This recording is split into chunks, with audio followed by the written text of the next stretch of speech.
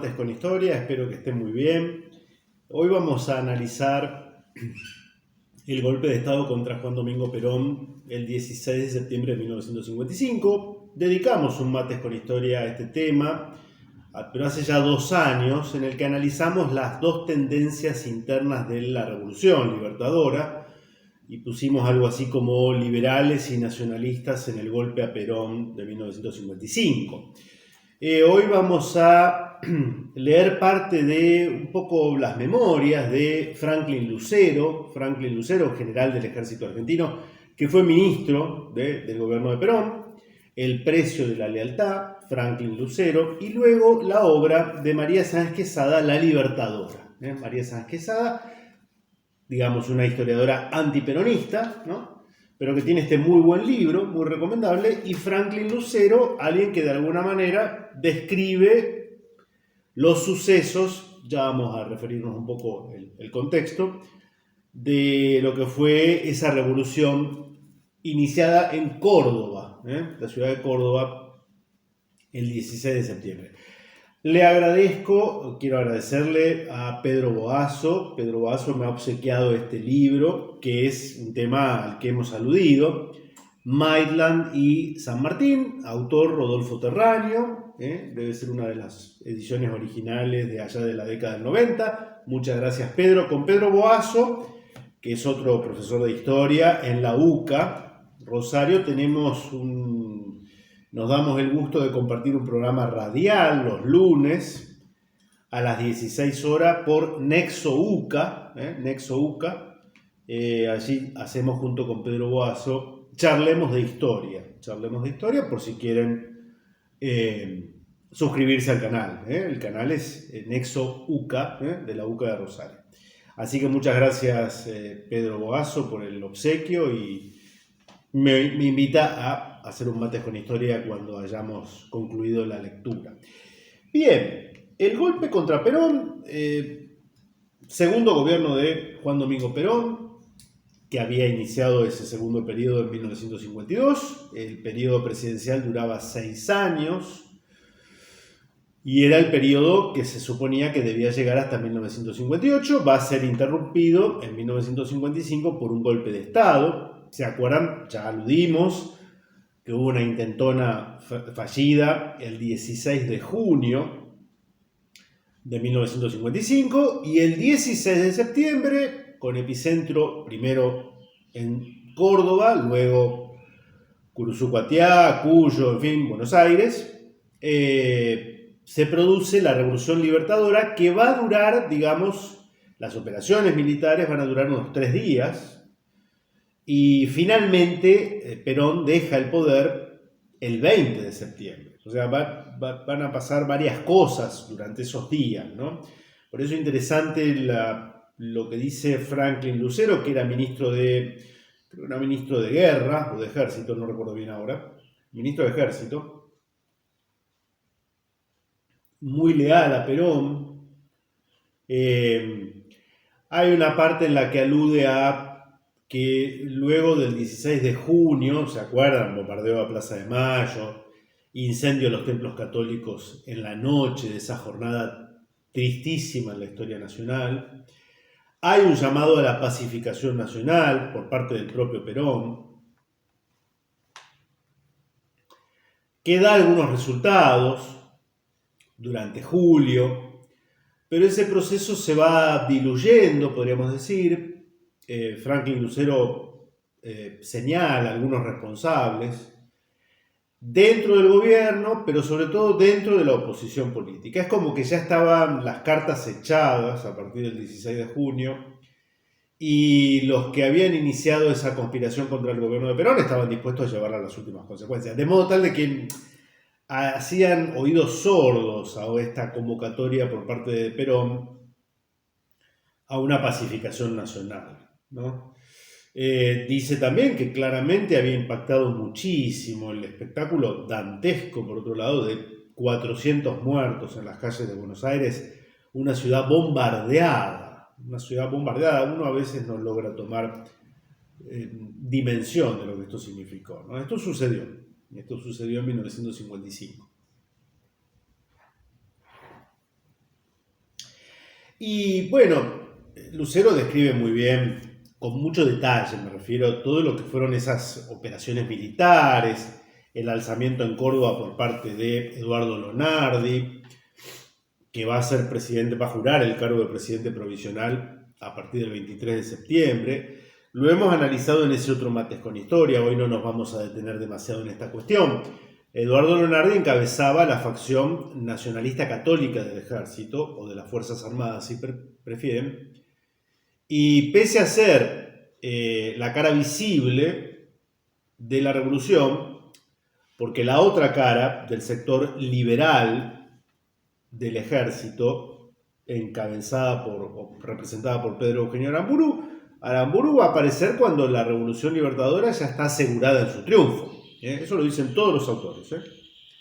Lonardi fue el que puso la cara desde el primer momento, digo, para evaluar la catadura moral de los protagonistas, ¿no? Si la revolución fracasaba, el que era fusilado o arrestado iba a ser Lonardi, no Aramburu. Pero los que se quedan con la revolución, una vez que esta triunfa, son los liberales del ejército, porque el interinato de Lonardi va a durar 1 mes y medio, va a durar 2 meses, para ser generosos. El 13 de noviembre de 1955 se lo va a derrocar en un golpe interno, ¿no? Bien, en esas horas, desde el 16 de septiembre hasta el 20 de septiembre, Franklin Lucero va desandando, digamos, bueno, cómo era la cuestión de los regimientos, los que permanecían leales al gobierno, los que se van a sumar al alzamiento, etc., ¿no? Interesante, hay algo acá que dice: transcurría el segundo día de los sucesos revolucionarios, iniciados el 16 de septiembre, y en horas de la tarde se recibió un inesperado llamado telefónico para el doctor José Raúl Lucero, en ese entonces diputado nacional, creo que era pariente, ¿no?, de Franklin Lucero, y que se encontraba en el tercer piso del Ministerio de Ejército.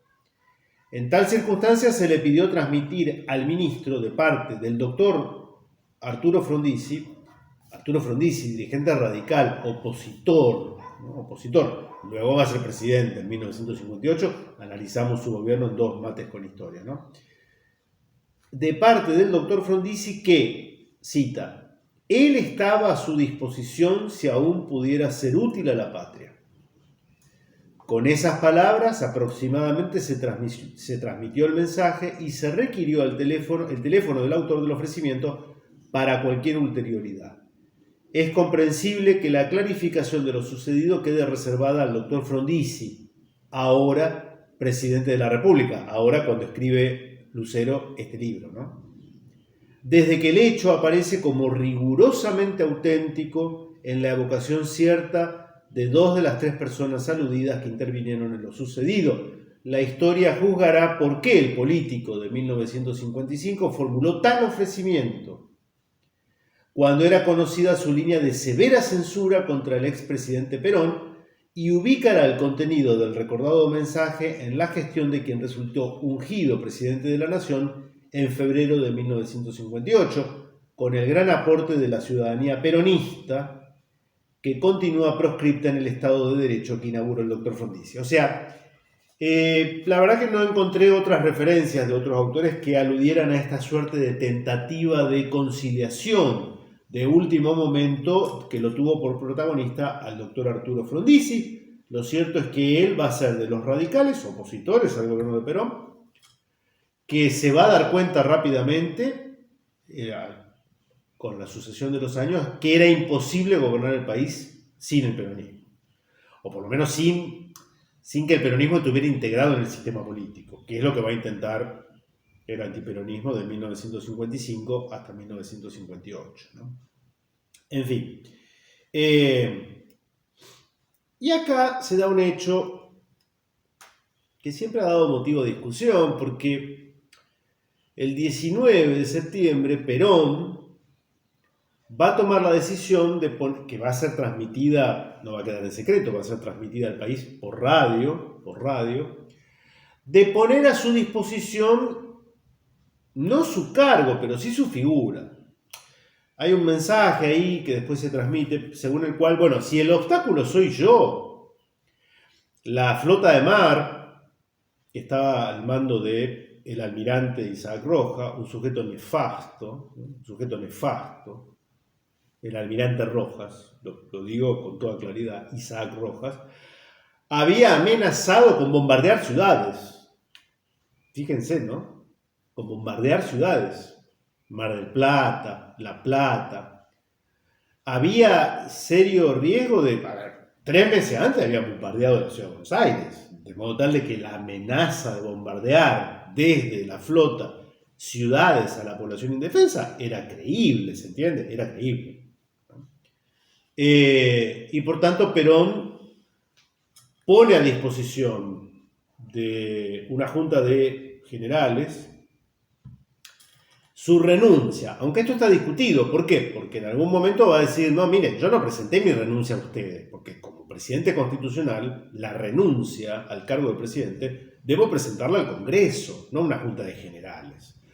Lo que presenté fue la posibilidad de dar un paso al costado, ¿no? De dar un paso al costado si era a fin de evitar el derramamiento de sangre, ¿no? ¿Cómo lo explica Lucero esta circunstancia un tanto extraña? Porque ahí años después o meses después el propio Perón va a decir, en esa junta de militares va a haber algunos vivos que interpretaron esto de modo malicioso como una renuncia al cargo, cosa que era inapropiada. El general Perón, que vivía en surreal magnitud la situación del país, llegó a mi despacho del ministerio a las 5:30, aproximadamente 5:30 de la mañana, acompañado del mayor Aloé. Y mientras le explicaba con los jefes nombrados la carta de situación militar a esa hora, nos interrumpió pidiendo a los generales Molina y Wirth que lo dejaran solo con el autor del libro, con él, y con el mayor citado. Seguidamente, cuando nada lo hacía prever, formuló un planteamiento inesperado, anunció que hasta renunciaría al cargo presidencial si ello fuera necesario para alcanzar la paz y la concordia nacionales. Puede presumir el lector la sorpresa que recibí cuando el general Perón, a pesar de haber escuchado las noticias nuestras acerca del cuadro favorable imperante, se refiere a que el 19 de septiembre, en términos militares, según Franklin Lucero, responsable del área, hubiera sido relativamente sencillo, fácil, sofocar este nuevo intento revolucionario para las fuerzas leales. Se refiere a eso, por eso lo de lo inesperado del planteo de Perón.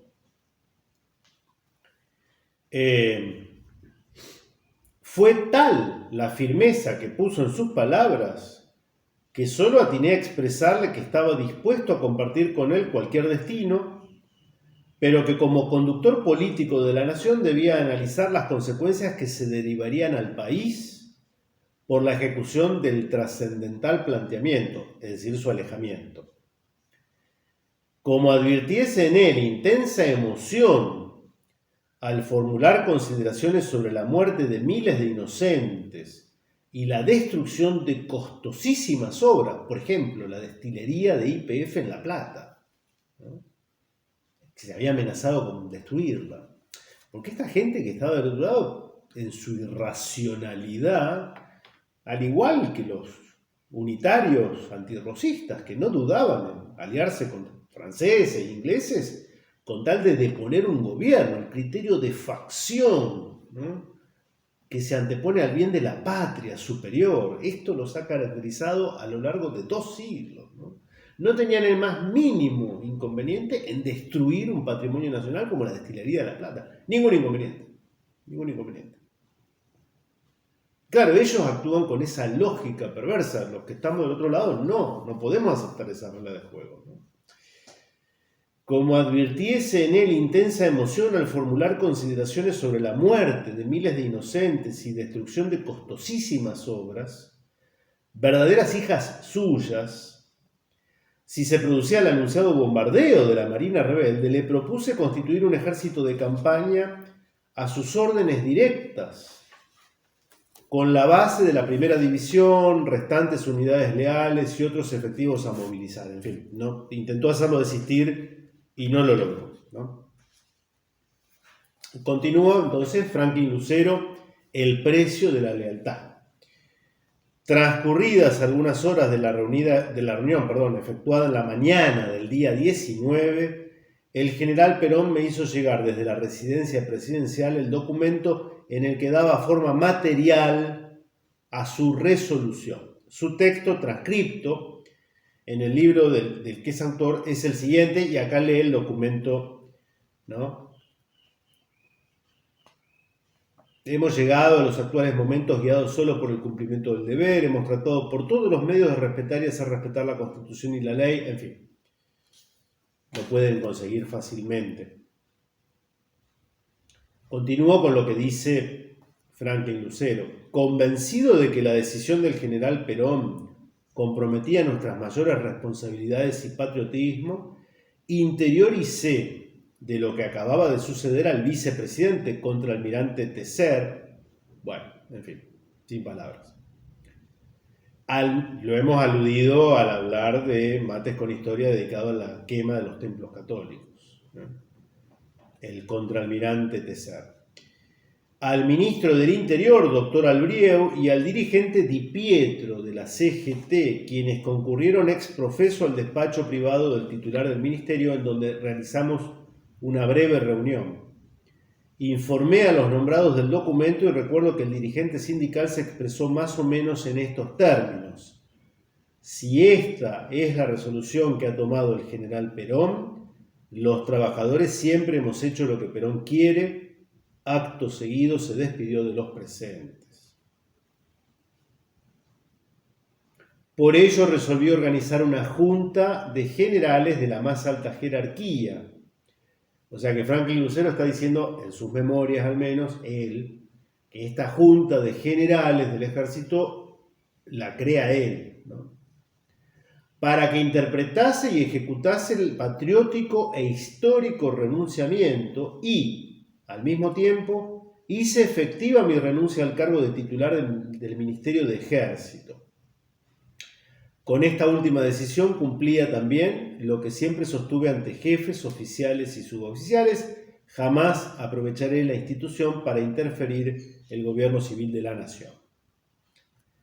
Luego transmití personalmente por radio a todo el país, en nombre y representación del excelentísimo señor presidente general Perón, que, si se cita en esta declaración radial, ante el ultimátum de bombardeo de la ciudad de Buenos Aires y de la destilería de petróleo de Eva Perón, la ciudad de La Plata se había cambiado el nombre y era Eva Perón, y para evitar mayor derramamiento de sangre, se invita a los comandos revolucionarios actuantes a concurrir a la sede del Ministerio del Ejército a fin de iniciar las tratativas tendientes a solucionar el conflicto y a cesar de inmediato las hostilidades. Procedí después a leer también por radio el mensaje del general Perón dirigido al ejército y al pueblo de la nación y que ha sido transcrito precedentemente. Además, invité al cardenal Copelo. El cardenal Copelo, Santiago Copelo, era arzobispo de la ciudad de Buenos Aires y era el primado de la Iglesia Argentina, era cardenal de la Iglesia desde hacía 20 años. Invité al cardenal Copelo a mi despacho y en su representación concurrió Monseñor Mensa, a quien pedí que todas las autoridades religiosas colaborasen en la consecución del patriótico propósito del general Perón. Encontré la mejor buena voluntad y el cardenal Copelo dirigió un mensaje al pueblo de la República en los siguientes términos, y lee el mensaje radial del arzobispo de Buenos Aires, Monseñor Copelo. En fin, da a entender Franklin Lucero que se puso esta situación al hombro, y termino la lectura de estas memorias respecto de esta situación un tanto confusa en cuanto a que la Junta de Generales va a interpretar el texto puesto a disposición suya del general Perón como una renuncia al cargo. lo cual técnicamente no podría haber sido así, porque como bien dijo luego Perón, si yo era presidente constitucional y renunciaba al cargo, que era una posibilidad, la hubiera dirigido el Congreso, no una junta de generales. Ahí yo intuyo, es una intuición personal, que claramente eso era un arma de doble filo, la renuncia constitucional. ¿Por qué? Por eso creo que Perón primero lo da para que lo analicen en esa junta de generales leales al gobierno. Porque si la renuncia le era aceptada por el Congreso, el que pasaba a tomar las riendas del Estado no era otro que el vicepresidente, el almirante Tecer, ¿no? Supongo que esto habrá estado claramente en el cálculo que hizo Perón.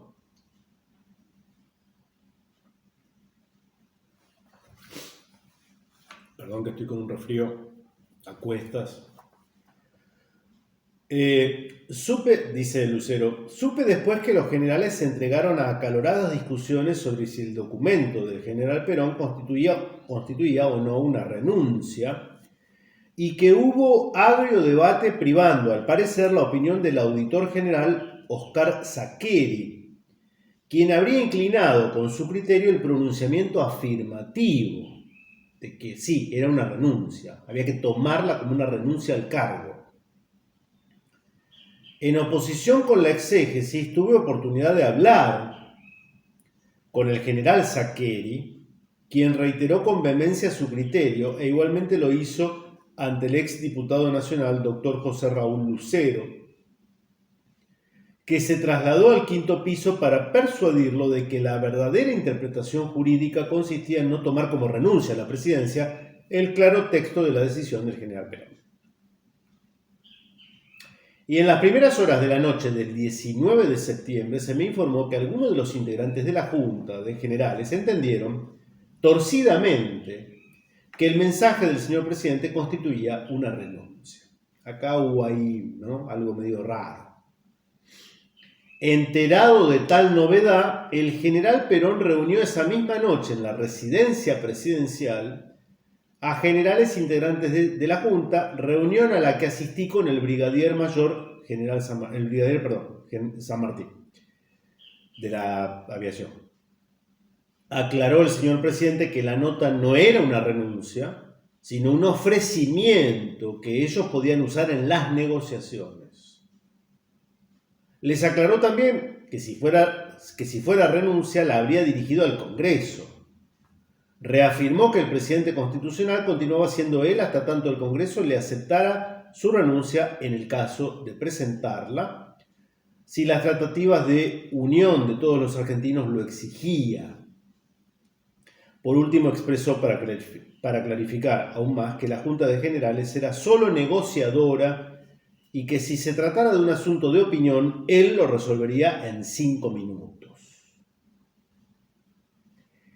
De regreso al local del ministerio, los generales continuaron deliberando sobre las aclaraciones del general Perón y fue en esa circunstancia que el general Imaz, los tenientes coroneles Rosas y Pujol y el mayor auditor Aliaga interrumpieron en el local de la reunión con armas automáticas y como verdaderos asaltantes presionaron a los integrantes de la Junta para que pusieran término a sus deliberaciones.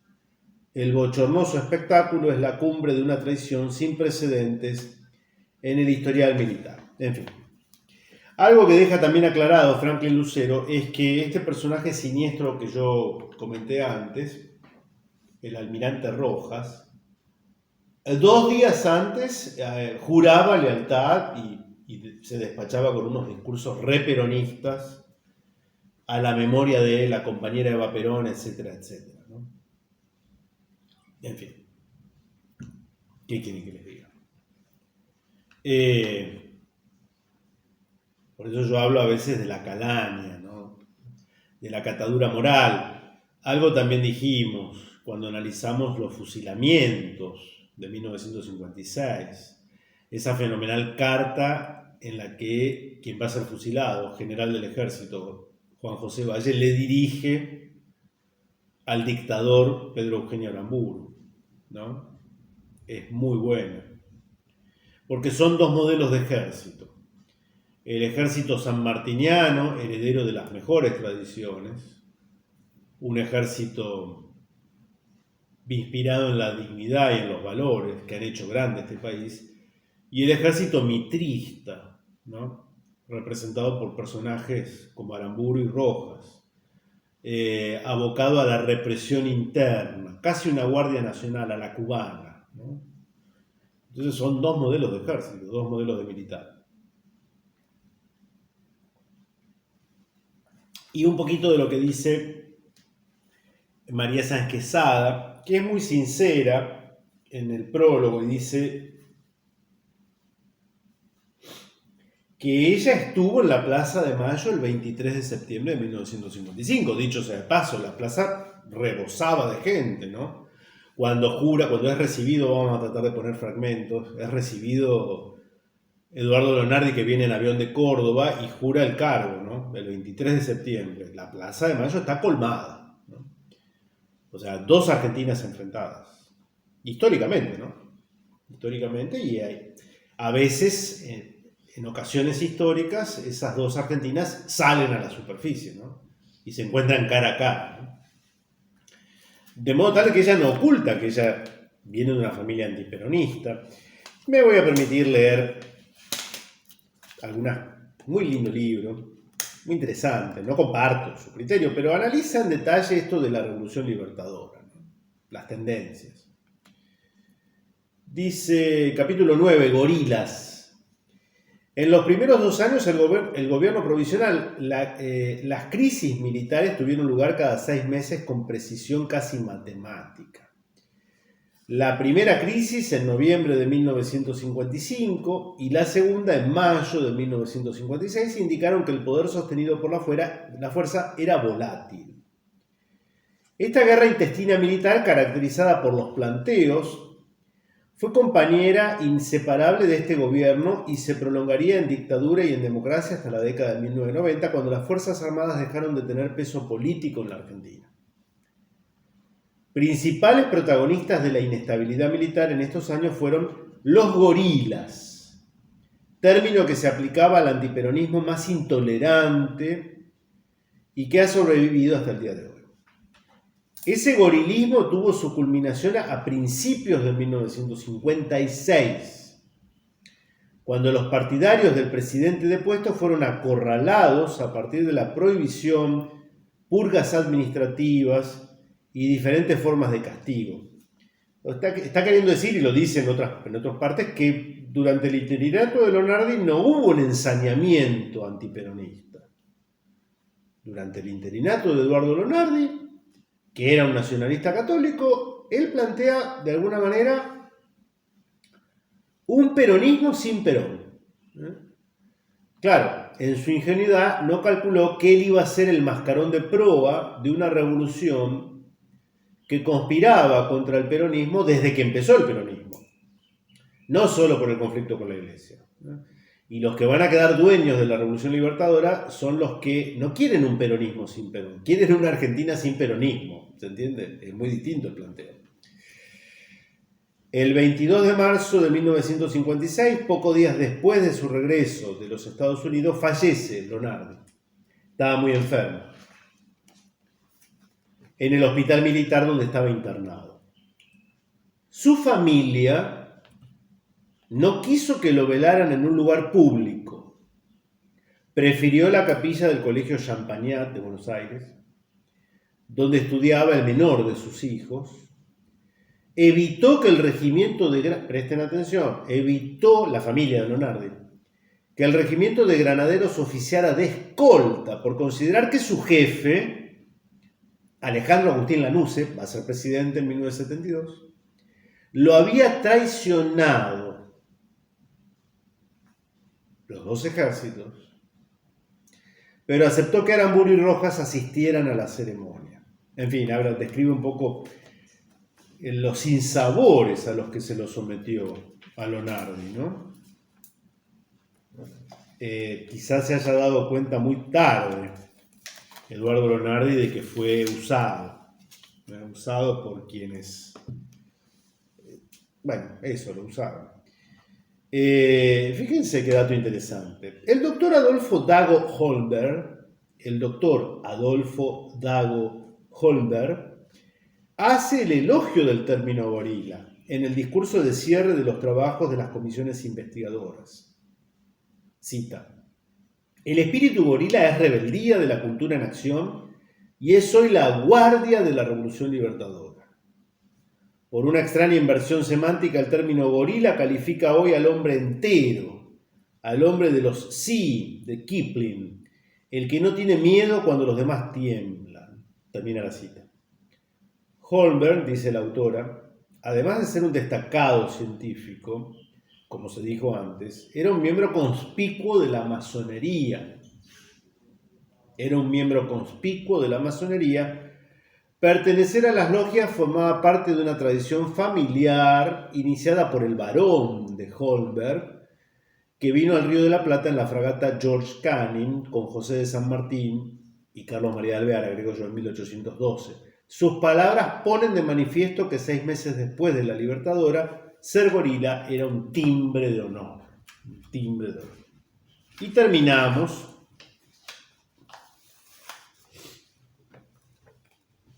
el regreso a la Constitución de 1953. Porque además de fusilar gente, decenas de argentinos, aplicando la ley marcial, la ley del Código Militar a los civiles, lo analizamos en ese Mates con Historia, ese episodio, ¿sí? El gobierno de Aramburu se va a caracterizar por otras lindezas, ¿no?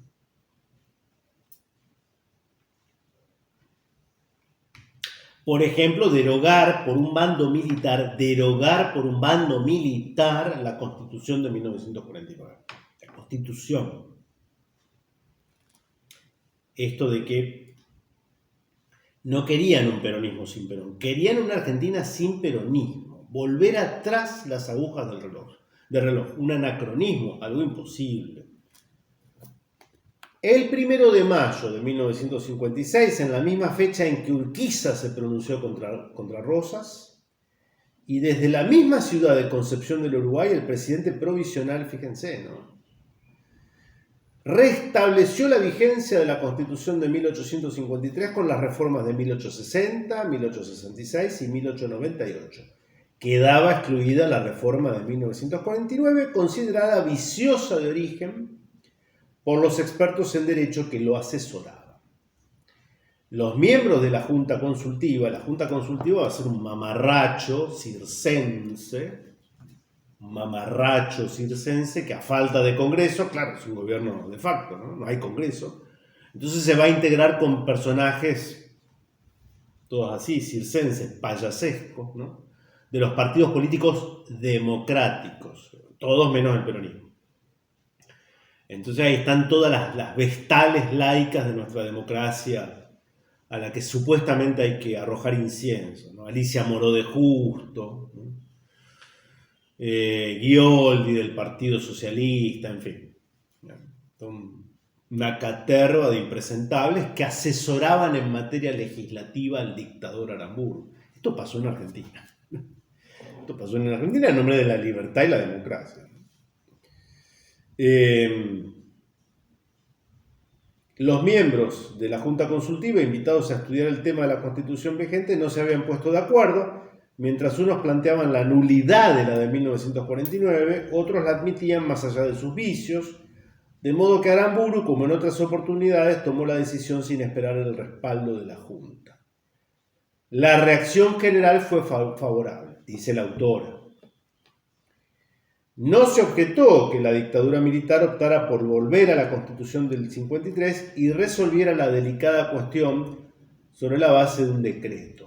Solo el juez de la Corte Suprema, Jorge Vera Vallejo, vivió un conflicto de conciencia cuando se produjo el cambio de la Constitución que había jurado defender y optó por renunciar al cargo. Claro, los funcionarios habían jurado por la Constitución de 1949 y esa Constitución había sido derogada por un bando militar, por un decreto de un gobierno de facto. Por eso se va a convocar a elección de convencionales constituyentes, lo que va a dar lugar a otro mamarracho jurídico, porque claro, alguien le habrá dicho, che, mirá, hay que reformar la Constitución con una convención constituyente, que es lo que dice la Constitución de 1853. Entonces se convoca la que va a ser la Convención de 1957 con la proscripción del peronismo. En fin. Bien, nos debíamos analizar el golpe de 1955 con este otro tipo de aportes, una fecha luctuosa que va a dar lugar a que la Argentina vaya a los tumbos en las próximas décadas, porque el peronismo no va a desaparecer más allá de todos estos intentos. Y finalmente Perón, que partió al exilio, va a volver al país tras 18 años en 1972 y va a ser elegido presidente en 1973 con el 62% de los votos, ¿no?